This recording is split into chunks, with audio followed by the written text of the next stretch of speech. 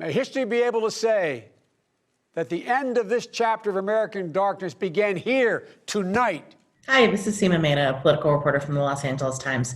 Tonight we saw the fourth night of the Democratic National Convention, and we saw Joe Biden claim the nomination. We've seen, days of speeches, but I think today, was really what a lot of voters were waiting for, to hear what the Democratic nominee has to say about his plans for the country. And it was, probably the most important speech in his long, political career. He's been in public office for, I think, almost half a century, and obviously he's given a lot of speeches. But this one, as he laid out the case for why he should be elected president, was incredibly significant for him. One nation, under God, united in our love for America, united in our love for each other. For love is more powerful than hate. Hope is more powerful than fear. And light is more powerful than dark. This is our moment. This is our mission. I saw a couple of Republicans on Twitter, on social media, compare it to Reagan's Morning in America, the idea that presenting this optimistic future for the country. And it's sort of a sharp contrast from what we've seen from President Trump, from his campaign, recently, as well as like some of his major speeches. If you recall, when President Trump was accepting the Republican nomination in 2016, and when he delivered his inaugural address in January of 2017, both of those speeches were pretty dark. This American carnage stops right here and stops right now. And if you look at the president's campaign ads in recent months, they've been similarly dark and sort of negative, not optimistic, sort of warning of this really like lawless future where your safety is at stake, everything is at stake. I think former Vice President Biden was really trying to strike a contrast from that in presenting a very optimistic idea of the country's future, saying basically that these are hard times, obviously, but that we can get through it and we will get through it. Another major theme we saw was a focus on voting rights. And actually, we've seen it all week long, because I think this is something that Democrats are really concerned about, that the president is moving in ways to suppress the vote or to lay out groundwork to question the election's results based on mail balloting. So we saw this video of John Lewis, the late John Lewis, who just passed away, civil rights pioneer, who fought, was bloody, fighting for the right to vote.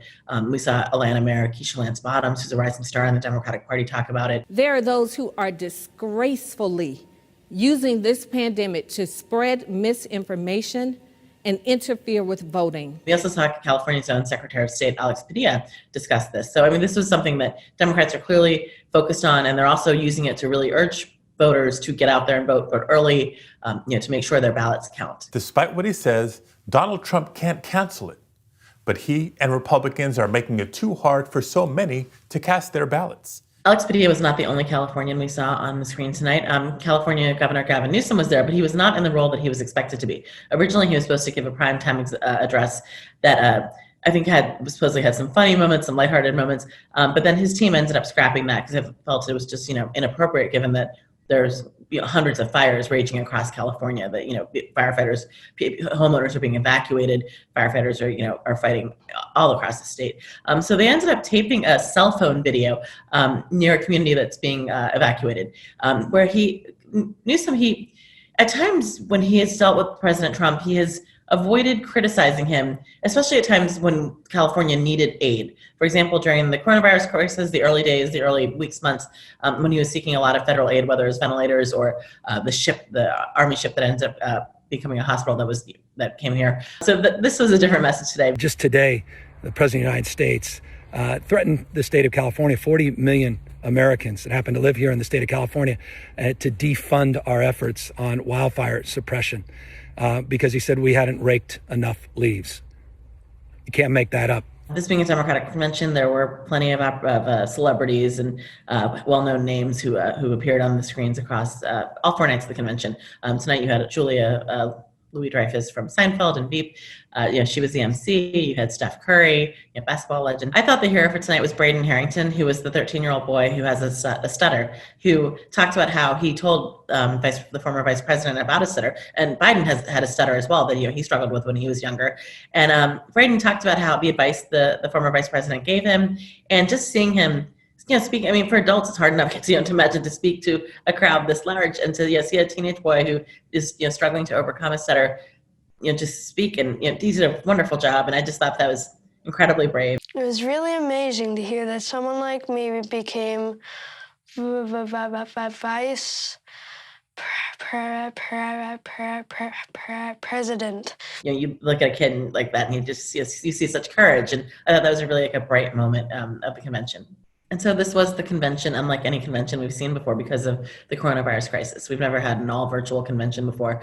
And you saw it, throughout the whole thing, but especially at the end of it, after Joe Biden gave his speech, he and Jill Biden came out, out on the stage. Kamala Harris and her husband, Doug, are out on the stage, and they're waving at video walls, which, are featuring people from all over the country waving back at them. But it's sort of a strange image when you compare to what it would usually be. Usually they would be, thousands of people in an arena, there'd be balloons dropping, confetti dropping, and they'd be waving to people they know in the crowd. And so it was just another reminder of just what a different time we're in. But it also seemed fitting. I mean, it's given, more than 174,000 Americans have died from COVID.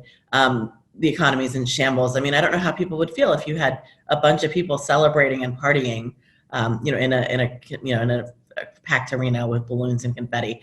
So it did seem fitting. It's also going to be interesting to see what the Republican National Convention does next week. It starts on Monday, and we've heard very little about the programming. We know that Melania Trump is going to speak from the Rose Garden on Tuesday. We know President Trump's going to speak on Thursday. We've heard some rumors about some potential speakers, such as Nikki Haley, the couple in St. Louis who were armed while the Black Lives Matter protesters, protested by their house. But it will be really interesting to see how Republicans try to differentiate themselves and how they try to really get their message out with many of the same constraints that Democrats have, that you just simply can't have thousands of people in close quarters together. So that is all for this week, but I look forward to talking to you all next week about the Republican National Convention.